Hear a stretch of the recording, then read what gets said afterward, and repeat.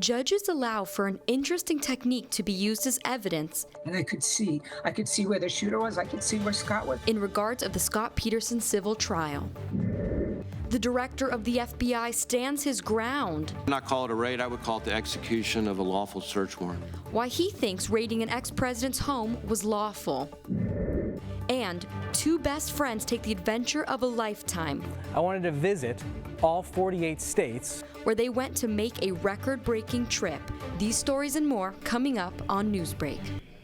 Hello, South Florida. I'm Amanda Gray. And I'm Tanya Jimenez. Today is Thursday, July 13th, 2023. Live from the Lee Caplin School of Journalism and Media in North Miami, this is Caplin News. A reenactment of the Parkland school shooting will take place after a judge allows it to be used as evidence in the civil case against Scott Peterson. Today, families of the victims from the Parkland school shooting get a chance to relive their worst nightmare. As Caplin's Leanne Abutarbush reports, they intend to use it as key evidence in a civil lawsuit against Scott Peterson. A judge has decided that the reenactment can happen and that it will happen before the 1200 building here at Marjorie Stoneman Douglas gets torn down. The reenactment is part of a civil lawsuit by several victims' families and a survivor against former school resource officer Scott Peterson. Peterson was acquitted last month of criminal charges related to the massacre but is currently being sued in civil court. Linda Beagle-Shulman, the mother of victim Scott Beagle, recently toured the school and said that knowing more about what happened has helped her. Where the shooter was walking up those steps and 5 feet away from Scott and actually shooting him 6 times within 3 seconds from 5 feet away. And I could see where the shooter was, I could see where Scott was, and I could finally understand. Plaintiff's attorney says the purpose of the reenactment is to prove that from where Peterson was, he could have heard all 70 shots and should have been able to tell what direction the shots were coming from. Peterson's legal team isn't against the idea. In fact, they plan to do their own reenactment either one day before or one day after the plaintiffs hold theirs.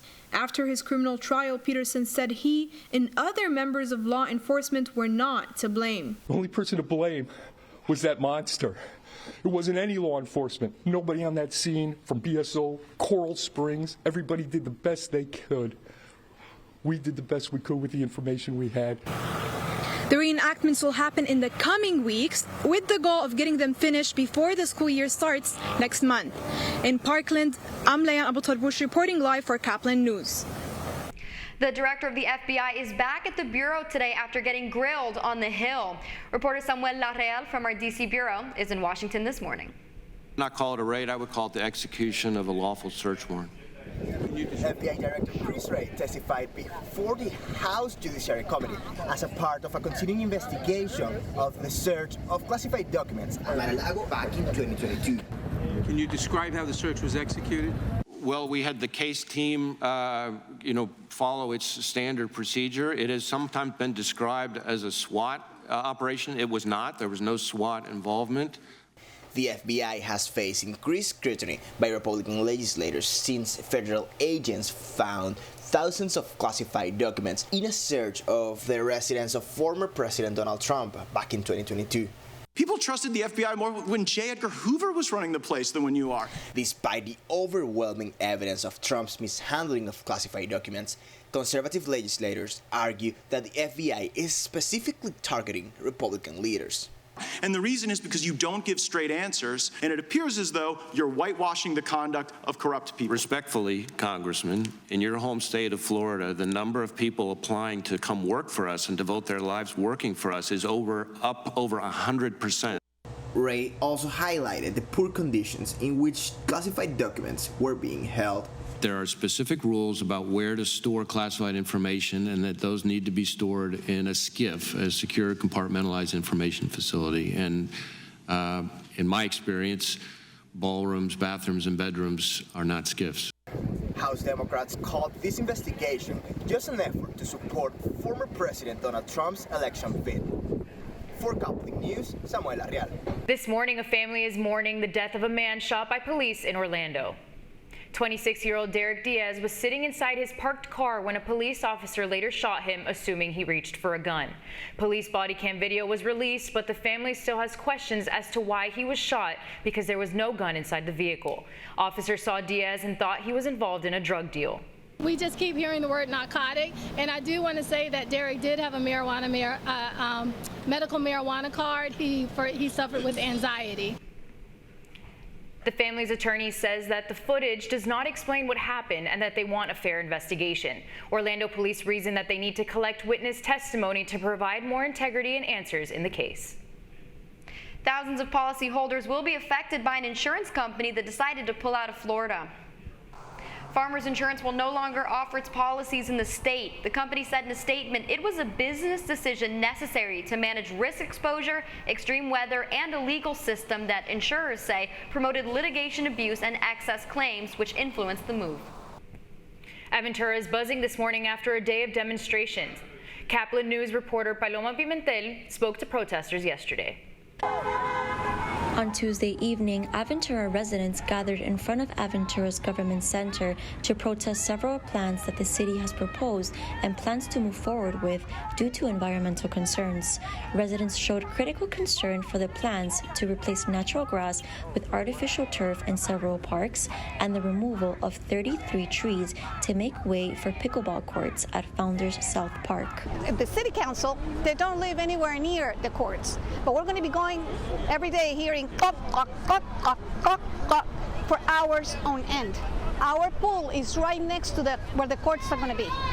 And they are building more courts, and if you see across the street, the tennis courts we already have are empty. It's way too hot. People may play really early, but then they're empty. As parents of the kids of Aventura are not happy about this because there is abundant scientific literature that tells us that the forever chemicals there are inside the artificial turf are not only bad for the environment, but they are absolutely terrible for human health. On top of that, this field is used for sports. My soccer, for example, plays soccer there. And there are also many studies that tells us that key athletes that play on artificial turf get injured more often than those that play on regular grass.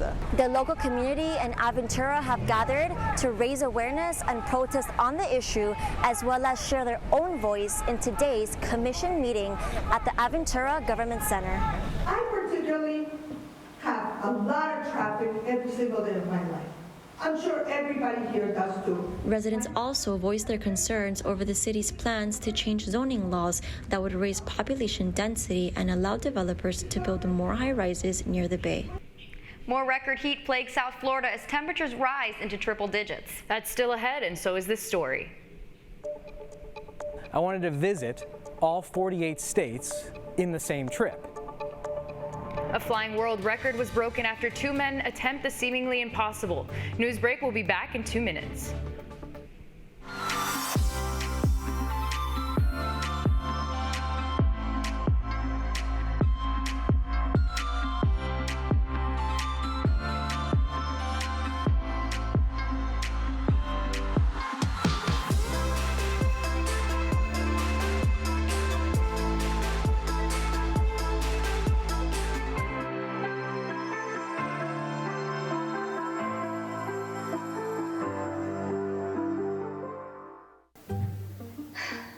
Really use a new tablet. I just don't have the money.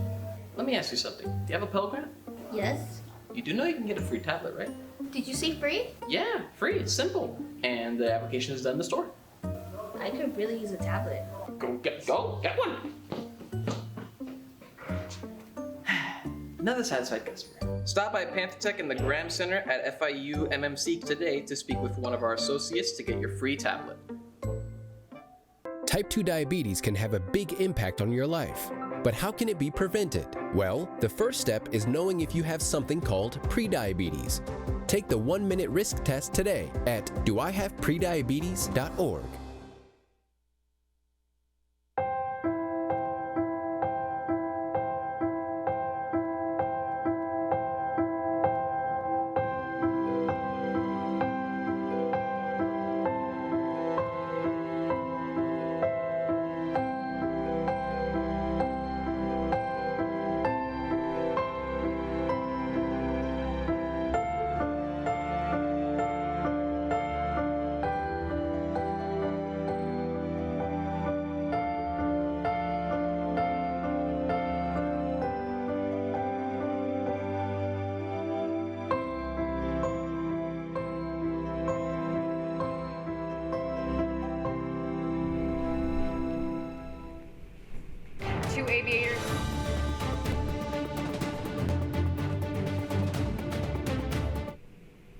Two aviators set their names in history as they do what no one else has done before in a plane and did it in record time.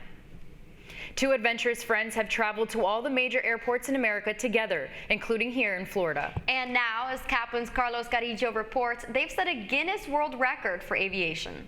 Two friends accomplished something that's never been done before. So we just set a Guinness World Record for landing in all 48 of the lower contiguous states. We did it in 38 hours and 13 minutes. Bob Reynolds and John Scatoni flew this plane to every state in the lower 48, landed it, and then quickly took off again. Shortest distance we spent between two states was probably about 4 minutes. And that happened twice, Nebraska and Iowa, and Ohio and West Virginia. The longest time between states was about 2 hours. The two-man crew took off on May 17th in May and landed at 1 a.m. on May 19th in Indiana. There were only a few difficult moments during the flight. Suddenly we're dodging storms to get into Florida, and we didn't know. When we took off, we didn't even know if we'd get there because of the weather. But these longtime pilots wouldn't be stopped except for maybe by the paperwork. Actually, sometimes I think the documentation was harder than the flying. So to get it certified as a world record, they needed to film their flight, have witnesses, and track their progress meticulously. We were changing things literally up until the day of the flight. All that was worth it, though. Guinness certified the adventure's accomplishment, and now the two have etched their names into the aviation history books. For Caplin News, I'm Carlos Carrillo. Speaking of records, this morning, it seems like every other day, another record high temperature is being set here in South Florida. It's a great day to be on Miami Beach because the water is about the only place outside where you can stay cool. Today's heat index is forecasted to be 110 degrees. In fact, South Florida area has been under a heat advisory every day since July 4th. If you have to be outside, do your best to stay cool. You're watching Newsbreak, and we're coming right back. Last week, Brandon met a girl on a dating app. One day after work, he finally found the courage to ask her out. No answer. He started to panic. Was he being too pushy? Maybe it was too... Hey, sorry I didn't respond. I was driving. I would love to go on a date. How does tonight sound? Brandon tried to play it cool, but inside he knew. A girl so smart, so responsible. She must be a keeper.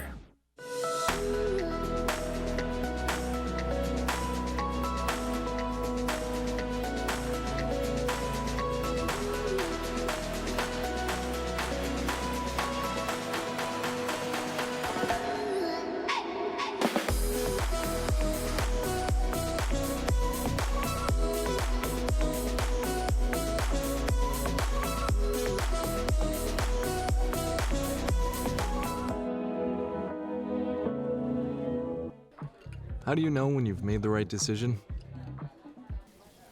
It's the feeling you get in your gut.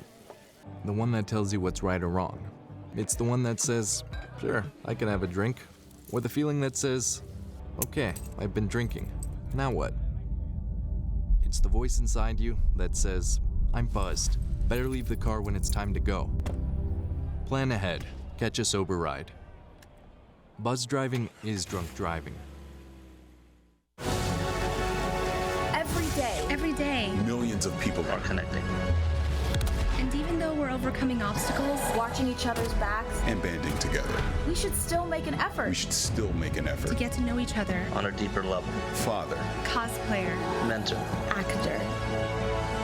It's time we take a step forward. It's time we take a step forward. Come together and discover how accepting our differences can make us stronger. That's all the time we have for Newsbreak. I'm Tanya Jimenez. I'm Amanda Gray. Get more news anytime at caplinnews.fiu.edu.